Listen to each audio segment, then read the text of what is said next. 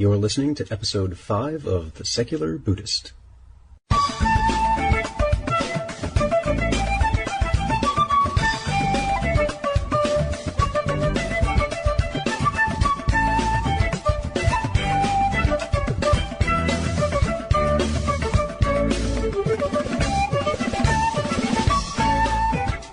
Today we're speaking with Brooks Peterson about culture, what it means, how it develops, and where we're going as our secular Buddhist-y type practice and community develops. So sit back and have a black cow, which you may know as a root beer float.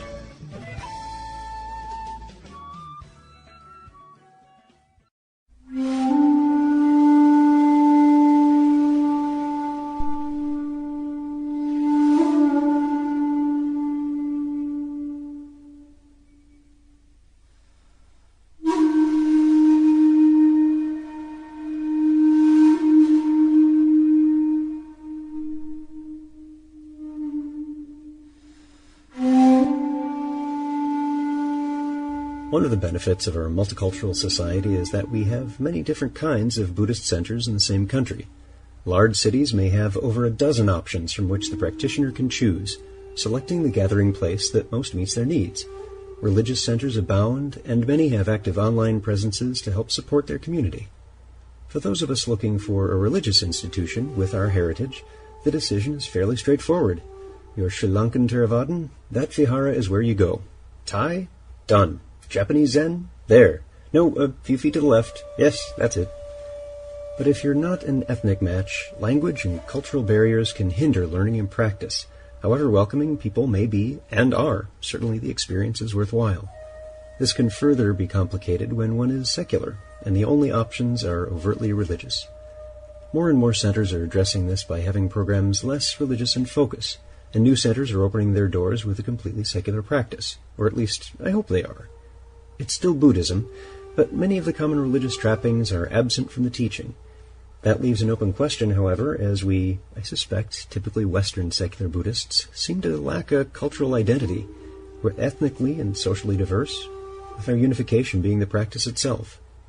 So what does culture mean to you? Is it important that we have a cultural identity to provide a sense of communal belonging, or do we get that from other aspects in our lives? We'll be asking these questions of Brooke Peterson now. So, Brooks and I are sitting here at Tea Source enjoying chai. And if you ever get to Tea Source, I got to recommend chai is to die for. And you can get it online. And, of course, as with every podcast, I'll have a link to Tea Source on the episode webpage for this. So, Brooks is the author of the book Cultural Intelligence, a guide to working with people from other cultures.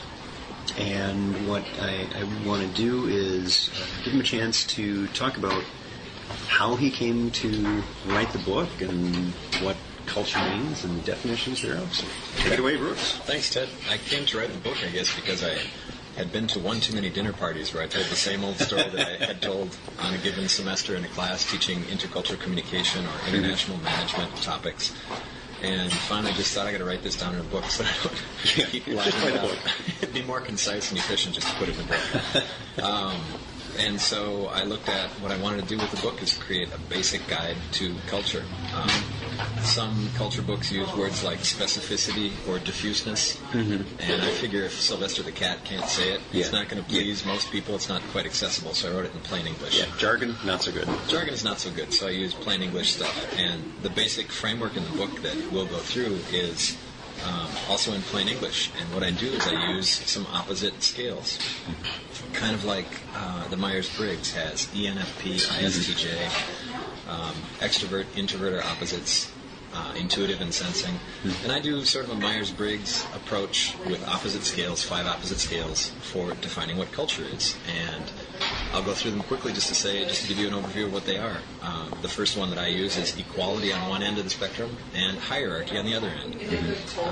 Something that's important to point out for all of these scales is that each one of them is legitimate. They're both legitimate ways of doing business. Americans tend to be focused on equality. We can have female CEOs. We can have female construction workers. They're probably not the very stereotype of a construction worker, and male CEOs are certainly more common. People can legitimately say, wait a minute, we're not equal. In the U.S., we've got glass ceilings with pay and stuff like that, but basically that's the way it is. If you're interviewing Steve Jobs, you can refer to him as Steve. In some places, that would never be done. Hierarchy is the way that they do things. They'll use names and titles. In some countries, there are no male nurses. There are no female CEOs. Women are not allowed to drive in the extreme. So this is one indicator of equality versus hierarchy. And again, for the second time, what works for them works for them. What works for us works for us. Yeah. There's no value judgment, although I am looking at values in the sense of what we value. I might value equality or I might value hierarchy. But neither one is good or bad. The second scale is direct versus indirect. We tend to be very direct in the U.S. We're taught from a young age to... What do you mean by that? Exactly. It's okay to do that. We're taught to say what we mean and mean what we say, you know? Ask critical questions. Dig around, find the information. Other people, and we can turn to, I'll lump together all of Asia as an overgeneralization, if you'll pardon it. Other people will tend to be more indirect and focus on saving face, maintaining harmony. Also, legitimate things to do, but just a different way of doing business. The third scale is individual on one extreme and group on the other. The Japanese are an easy-to-understand example of that with group manufacturing. They stretch together at the beginning of their workday. We don't stretch together at the beginning of our workday. Not typically. No, not legally. Not legally, right? Yeah. We take individual initiative. One person can make a decision. A Japanese business contingency may send a few decision makers or a team of people. If it's an important person, they'll be part of a bigger group. They'll have some assistants. We're overlapping with the idea of hierarchy there. And they might not make a decision immediately because they need to bring it back to the bigger group and maybe run it past them. So that's an illustration of difference between individual and group. The fourth of 5 scales is a task focus versus a relationship focus. To put it kind of simply, in the U.S., we like to agree to whatever our business deal is and then play golf, so to speak. Others will like to play golf first or take you on a tour around the city, get to know you, build the relationship first, and only then, when they trust you, will they want to do business with you. They'll put the relationship first. The final scale is risk versus caution, and I've sort of alluded to this. In the U.S., we're very macho. We take a lot of risks. There's an insurance company that says we eat change for breakfast. So they're very comfortable with the idea of change. Others prefer to be more cautious. If you come from a culture that is thousands of years old, you have more tradition and you might want to be more cautious. So that's the basic structure of some opposite scales that I use. And it's not the only... those aren't the only elements that you should consider when you're looking at culture. That's just a starting framework. It's fun, and you can quickly get messy. It's fun to get messy and to look at other stuff.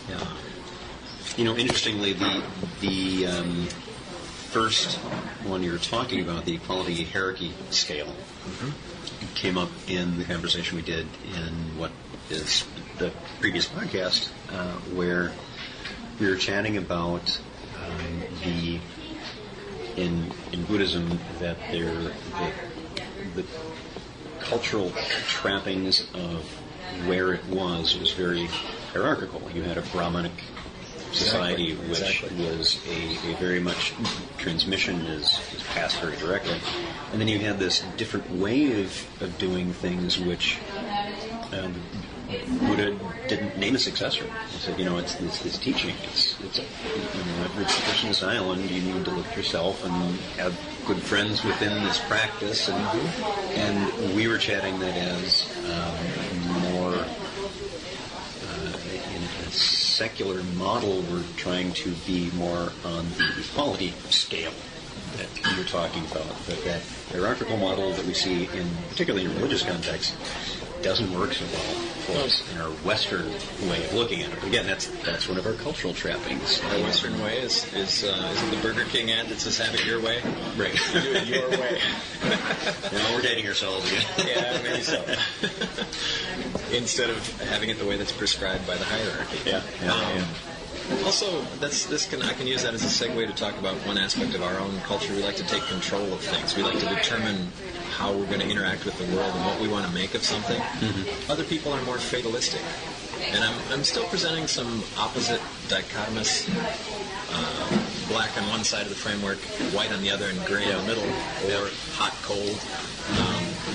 In the U.S., we tend to take control. Others are fatalistic, and they sort of accept things. I wonder if people in fatalistic countries accept hierarchies more and accept something that is prescribed from an authority.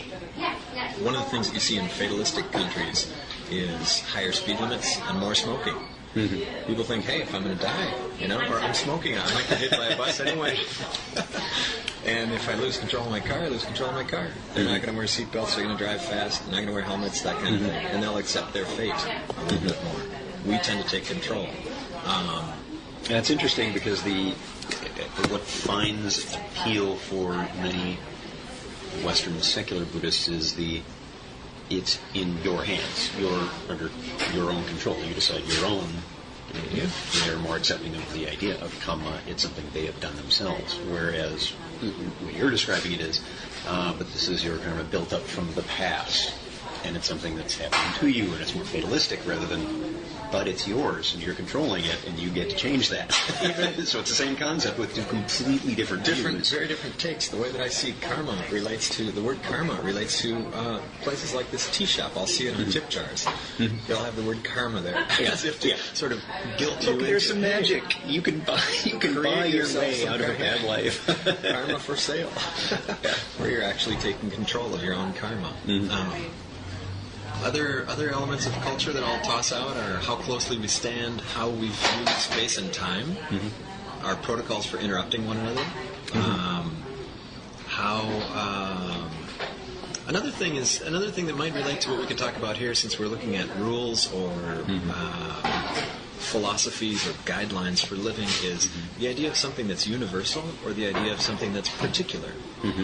And in the U.S., we tend to be, and I'm throwing out some multi-syllabic jargon, universalistic. That is, you can be at a stop sign or a stoplight at 2 a.m, and if there's nobody, and you stop, and there's nobody for miles around, so you think, and you roll through that red stoplight, a cop can pull you over and say, hey, the law applies 24 hours a day. Right. That's the universal thing. That's the standard. Other places, you might be able to bribe your way out of it. I've been in Rio de Janeiro where people roll right through red lights with cops next to them because the cops want to get out of that neighborhood too. They understand that the situation is flexible. I tossed out a moral conundrum to students of mine when I was teaching intercultural topics and would ask them some setup about your best friend has caused or was driving and caused some kind of a car accident, and somebody was either, in different scenarios, they were either killed or they were permanently injured, put in a wheelchair or something. Your friend asks you to lie to help him or her avoid a costly penalty or a life sentence or something like that. Do you help the person? Should you help the person? And the Americans will say, no way, generally. Hey, they're accountable for their actions? Right. My Taiwanese students in Taiwan immediately said, well, is there a way to help pay off the family? They immediately looked for ways to get around. Why ruin 2 lives? One life has already been ruined. Let's look at the situation here. So they were what you'd call particularistic instead of universalistic. They wanted to look at the particulars and find some exceptions and be, you could say, more flexible in their thinking. So that's another example of thinking outside of my 5 initial scales, where we can get into some really interesting questions that are not quite so easy to describe as the sort of Myers-Briggs left-right approach. I'm going to cheat for a moment, and for those of you who are Kindle users, and I know you're there and I know you're listening, I'm looking at my Kindle, because that's how I read Brooks' book. And one of the things I wanted to look at is a quote of how you're defining culture. And I'll read this so the folks have an idea of what the heck I'm talking about. Culture is the relatively stable set of inner values and beliefs generally held by groups of people in countries or regions, and the noticeable impact those values and beliefs have on the people's outward behaviors and environment. And one of the things that struck me with that was, as we develop an online presence as we have in this new Western Buddhist culture. We have there are some themes which are coming out as to who we are, but we're in drastically different places. We may or may not have a shared ethnic background. We may or may not have a shared linguistic background. And the region where we're meeting is virtual. It's online. Right. And how does that fit into the idea of region? Because that's maybe a segue for us to go into the whole evolutionary concept, and I'll let you roll on that one. We're going to turn to the iguana for that thing. We'll come around to the concept of the iguana or some other animal. The basic idea, the way that we get there, is to say that these traits that we're looking at, ways of defining people and ways of thinking differently, those values that people have that are common to a particular group, those values can be different in one place than they are in another. These are what we describe as cultural differences. And I have a little drawing in my book of a turtle and a hummingbird. And I don't know which one is criticizing the other, but maybe the hummingbird is looking down at the turtle and saying, look at that ridiculous thing down there with its hard shell and heavy body. Doesn't it realize that light wings and a little tiny beak and a long tongue for getting into flowers, that's the right way to live? That's the way to go. Or maybe the turtle is looking up and criticizing the hummingbird. But we have different ways of adapting to our environment, to the people around us.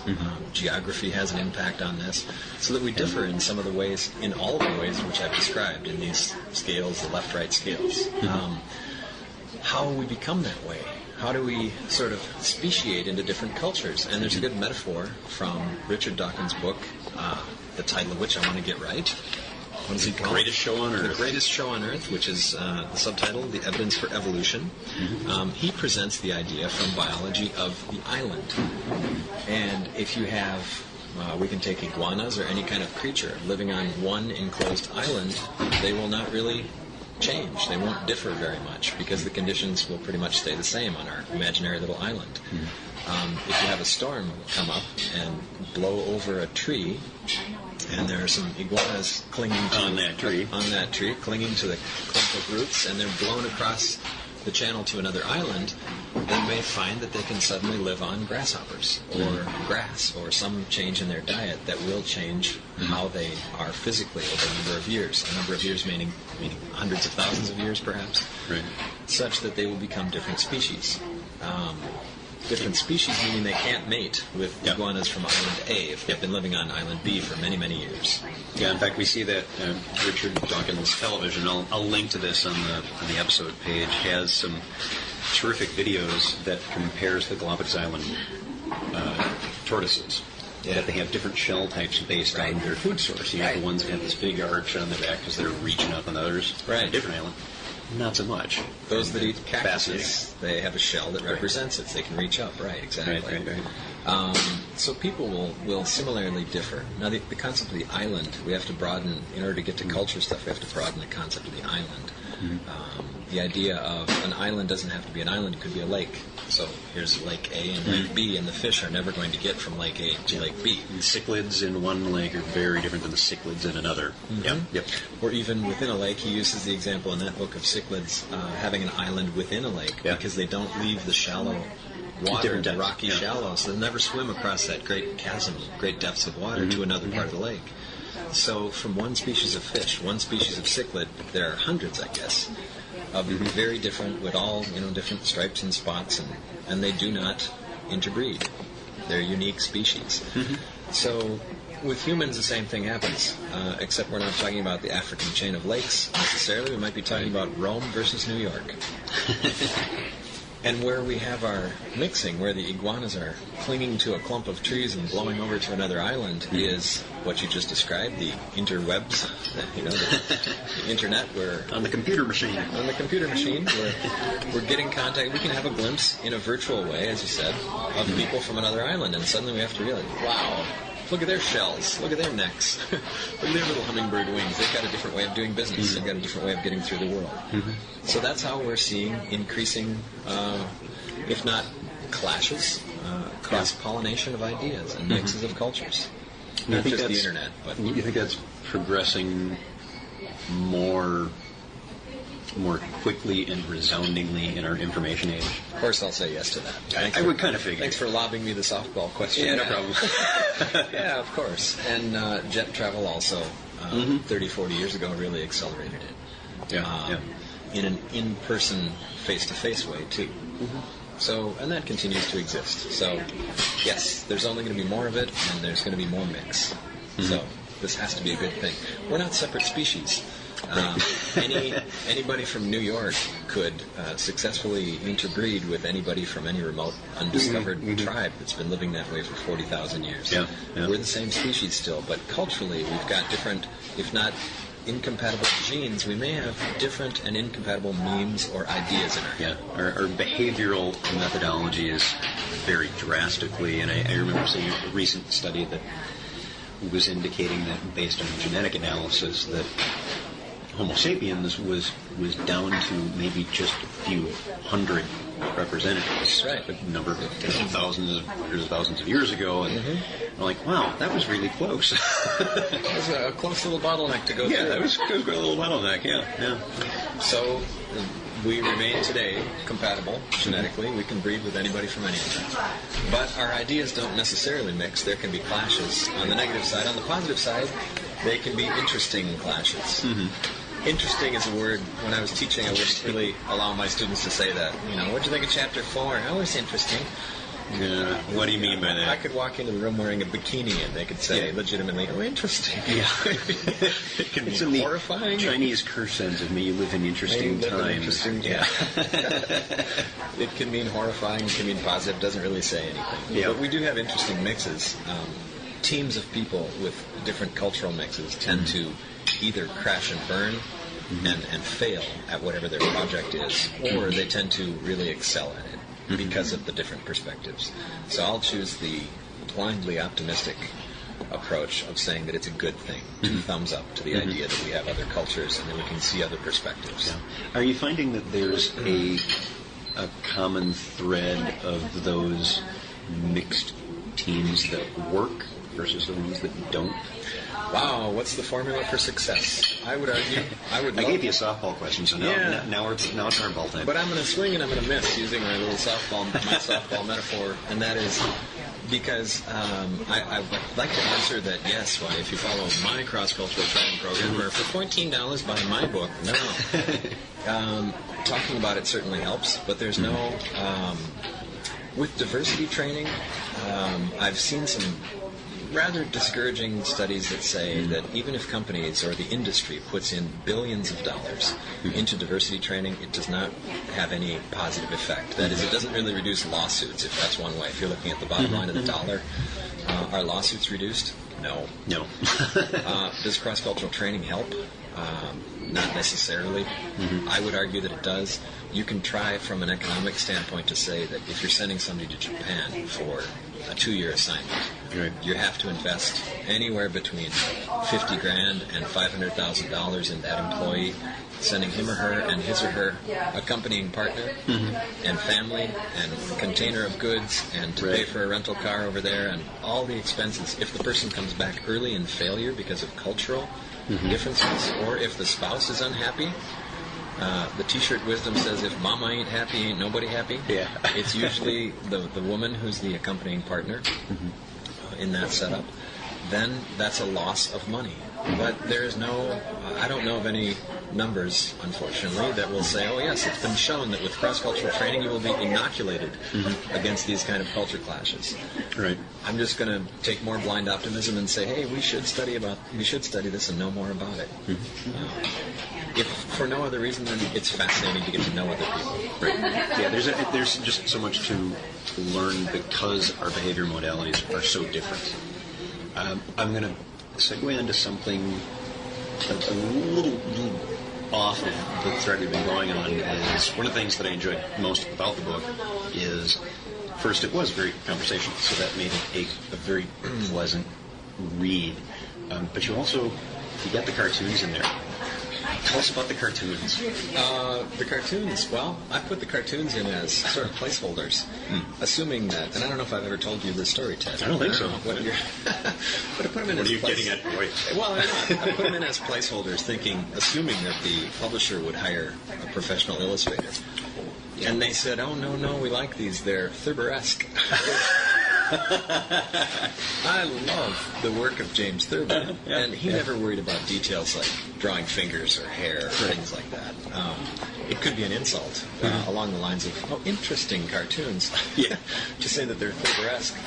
They're shoddy little illustrations, and they liked them, I guess. I guess there's a certain style there. There is. I always look forward to it. Even, and I showed you when we first met your book on the Kindle, and Yeah. Are the cartoons in there? Like, yes, I wanted they to are. see if they were. Awesome. Yeah. They came out beautiful. One of the funny things is that on the front of the book, in the paper version at least, there's when I was drawing these, and my drawing style has changed some since then, since this book came out, which is 6 years ago now. I don't draw around the jaw, the chin. I don't complete the face like you could draw an egg and then draw a nose on it and eyes. So where's the edge of the face? Where's the boundary? And my editor said, or the publishing house said, "You've got a lot of white males in the book." And my answer to that was, yes, that's who I want to make fun of oftentimes. The white businessman who's going cluelessly, perhaps parachuting into Tokyo with no cross-cultural training. I'm making fun of a guy wearing a suit and a parachute who's about to jump in unprepared. It's a white business guy. Right. But also, any race or color, skin color, is in the eye of the beholder because there's no boundary to the face. So on the cover of the book, which is yellow, they've left the face kind of white or colorless, rather. And I don't know what color that is, and where do they stop? How do they define the face? So it's kind of confusing. It is, and you have glasses on it. You can't tell eye shape or anything. And it's having a monk's cartoon on my personal web. It's just stick figures. You can go into drawing as much as you do, and stick figures that are sort of the equivalent of radio. It's all up to your imagination. It is, and boy, you could convey so much with just the position of those arms and legs and posture. It's amazing how sensitive we are to body language, even in a stick. The cartoon, one of the cartoons that I love for a number of reasons, XKCD. I was going to mention, stick figures, and that's fantastic. They say so much. It turns out that less is indeed more. Yep. And maybe that's my approach with my Thurber-esque. That's right. They added a lot. It was really good to see. Thank you. So, one of the things that I saw this morning, you posted a new logo for the podcast. I did. I changed it up a little bit. I had the background on the website is I've always my first job was in out-of-print bookstore. Now you get to start where it was these beautiful leather-bound books, and it was just wonderful. And the inside of the leather-bound books is this beautiful, colorful pattern of scrolling. I've seen that. I've always thought, gosh, I'd really like to use that as a background on web someday. And I've been doing, web design and stuff for too many years. And finally I thought, I'll do it with this one. And I put that out there, and I had a Zafu and put that on. And for, since putting out the website, it's kind of, the colors just didn't quite seem right. There's just something off with that. All right. And I, as I was, putting out business cards, I ordered some online, and they came out just kind of ugly because the colors aren't contrasting enough. All right. So I decided, well, let me see what I can do to switch things up a little bit, and had the the highlighting on the mouse buttons. I'm like, that's an orange. Let me put that in. I'm like, there we go. It's a little brighter, a little more contrast, a little more noticeable. So that was grabs the attention. Really this morning, working on that. I didn't know what it was at first when I saw it, and then it's a seat cushion. I like it. I like the logo, but the reason I mention it is because it's got a tagline on it, and I don't know if you've even memorized it yet. When we went through it just a second ago, you're going to make me remember my own logo. Well, as listeners can see, it's something like the secular application of modern. No, wait. We'll cheat. We'll just look it up. I think it's the tagline is modern application of early Buddhist thought. Something like that. And I think it has the word secular in it. Doesn't have the word secular in it. Okay, so it's a modern application. So right. It's already covered in the title, secular Buddhist. We're seeing the intersection of the idea of ancient and modern somehow in that, and that's the main point. And I wanted to sort of riff on the idea that you brought up in episode 3, which was your inaugural podcast. There it is. Secular application of early Buddhist thought. Okay. Yep. Modern secular application of early Buddhist Modern. thought. You do use modern. Modern secular application of early Buddhist thought. Damn, I'm good. Brilliant. I should have trademarked it.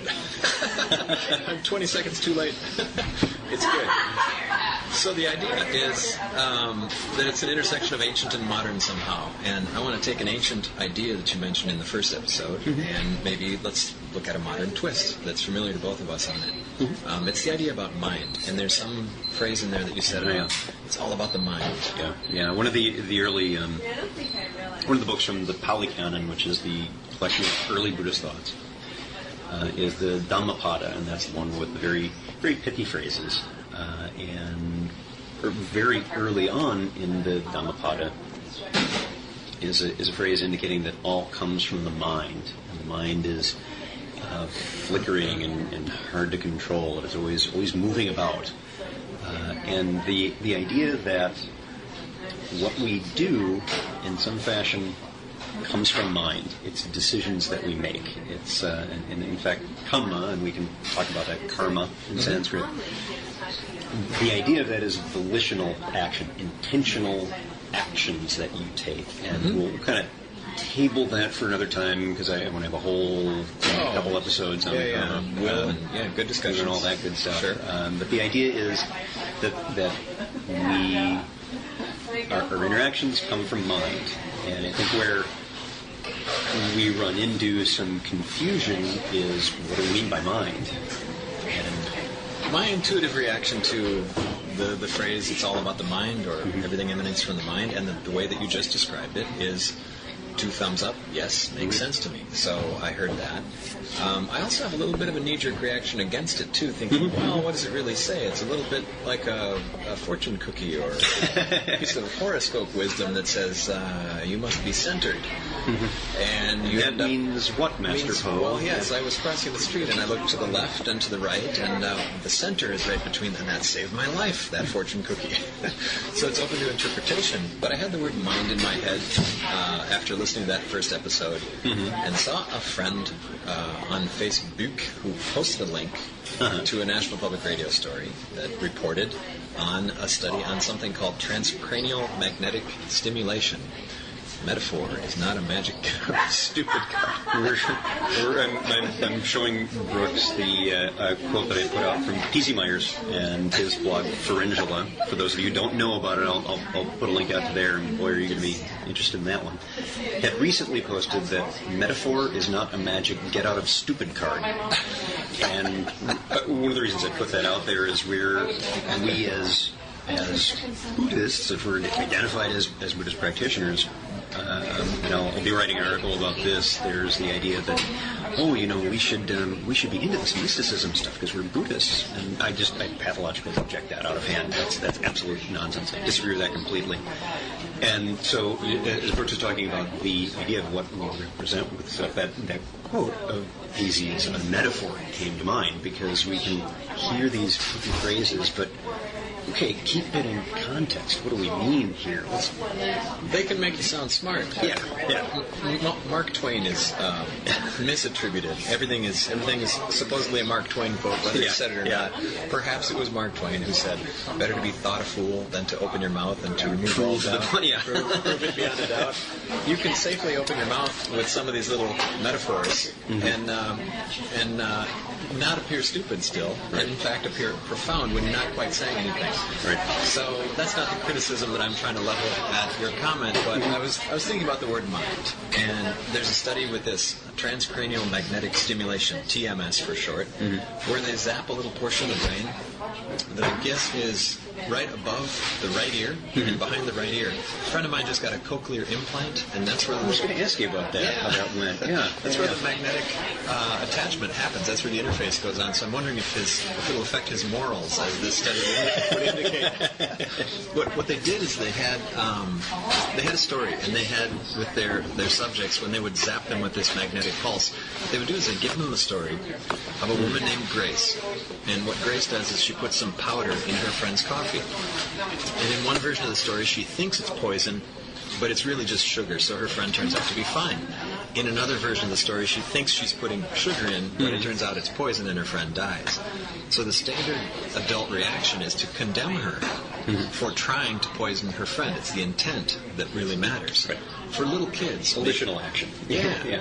What you intend to do. For little kids, maybe 3 to 4 years old, the end result is what really matters. So if Grace's friend died, the little kids, if there were little kids in the study, they would check the box that says, "Ooh, she's bad, she's guilty." They would condemn someone who accidentally, innocently broke 5 teacups, more than they would somebody who deliberately smashed 1 teacup, because 5 teacups, that's naughtier. Yeah, there's a volume. There's a volume issue here.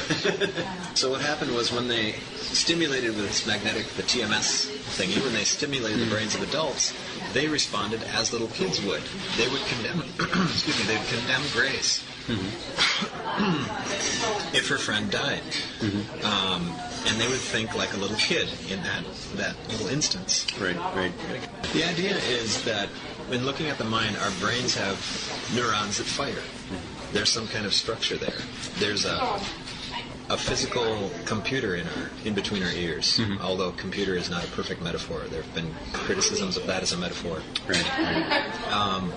But it's basically, there's something physically happening in there that an ancient Buddhist could not have even begun to know the details of.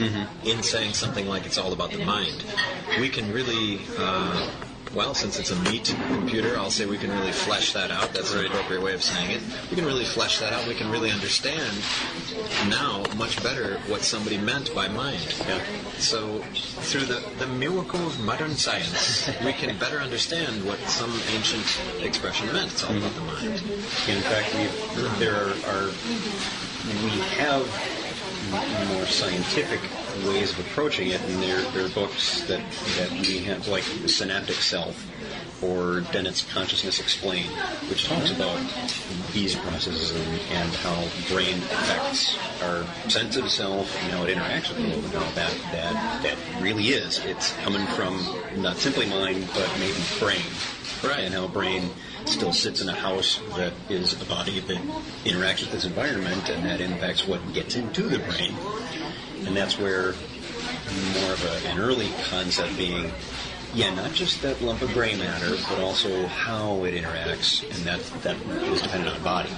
And how much control we have over it is an open question, too. There was the belief, perhaps 100 years ago, 200 years ago, that the ideal decision maker is one who is purely rational, who can override his or her emotions. We, being the higher animals, much higher than a rabbit, with the false impression that we're more evolved than a rabbit, or somehow higher than a rabbit, I would, of course, take issue. Differently evolved than Differently evolved, and just as highly evolved. If the rabbit is existing today, it's just it is evolved as long as we have. And So, but the idea that we can override our emotions somehow is could lead to an illusion of superiority.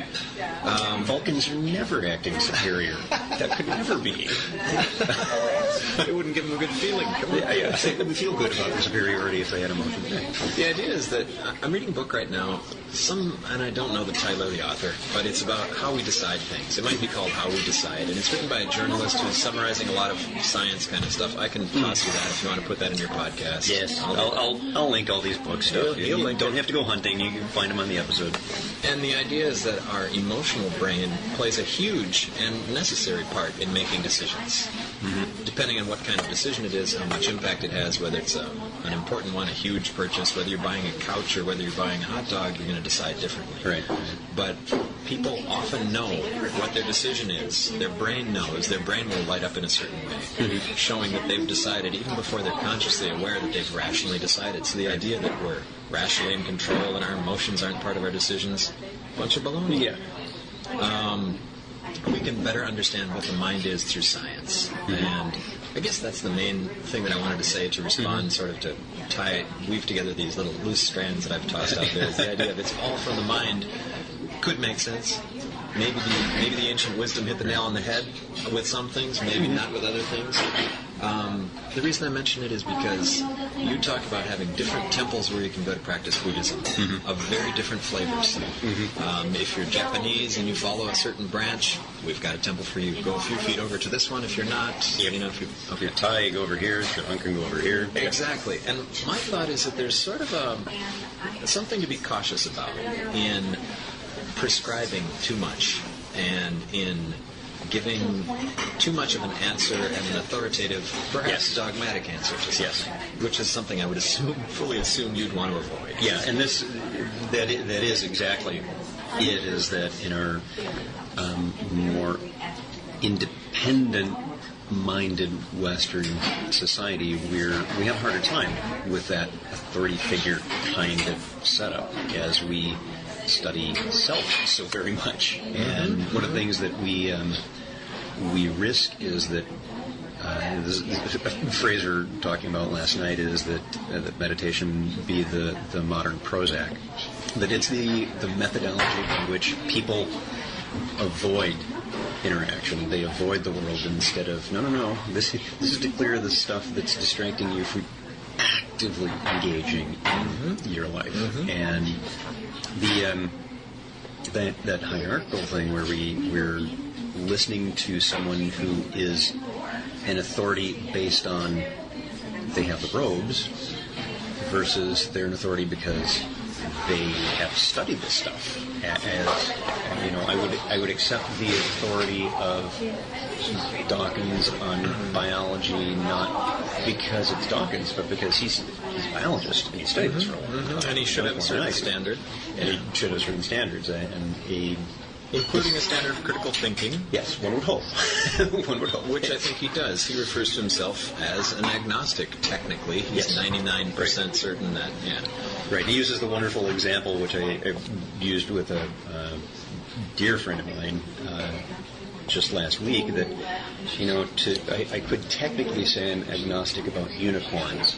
Right. But this doesn't really capture the flavor of it. Really, I'm atheistic about unicorns. I just believe that now if someone coughs up a breeding colony of unicorns somewhere in the Andes, I will change my view. And this is exactly the approach that Dawkins says with proof for God. If anybody has any evidence for it, he stands ready to cough me up an angel skeleton from the fall, and I'm happy to reassess my views. There's a danger when somebody's wearing robes, or whether they're academic robes or religious robes, if they're coming across as an authority, if they're citing a certain text, there's a little bit of a danger that they'll be prescribing something that should be followed, that must be followed.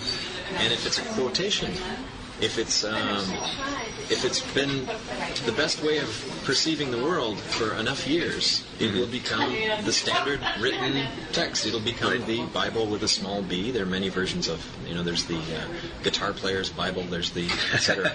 It'll become the biblical touchstone, the reference point. In fact, in Buddhism, one of the things that appeals to me is that you are encouraged to question. And a topic for yet a different podcast is going to be specifically the Kalama Sutta, which is one that talks it's about critical thinking. And it very much says, don't take things on repeated hearing or tradition or because Scripture says it or anything like that, but because you yourself know it to be so. You've experienced it directly for yourself. Right. Now, it doesn't mean that we have to reject that the world is round because we haven't hopped on a Soyuz rocket and gone off into space to see it for ourselves. Right. There's a rational balance of what is a reasonable thing to accept.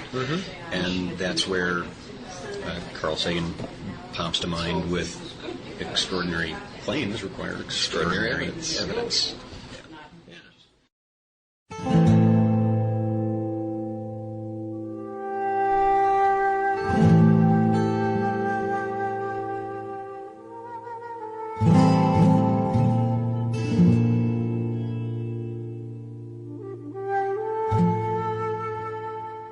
We're going to finish up the conversation with Brooks in part 2 of our talk about culture in the next podcast.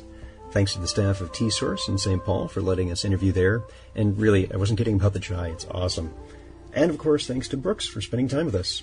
We'll take things up where we left off and continue with our discussion of mind in the next episode.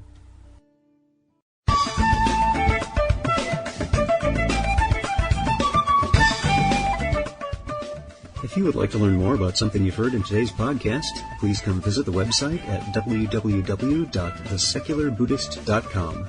Each episode has its own page with show notes, references, and links to source materials. You'll also find resources on Buddhism, critical thinking, secularism, and links to the Secular Buddhist Facebook fan page. The music for The Secular Buddhist is used by permission from John Kaizen Neptune CD, Steps in Time. Additional music is provided courtesy of Rodrigo Rodriguez. John Kaizen Neptune and Rodrigo Rodriguez websites are both linked on The Secular Buddhist on the About Music page. Until next time, remember, every moment, every single moment, you choose. Make it a good choice. See you next time on The Secular Buddhist.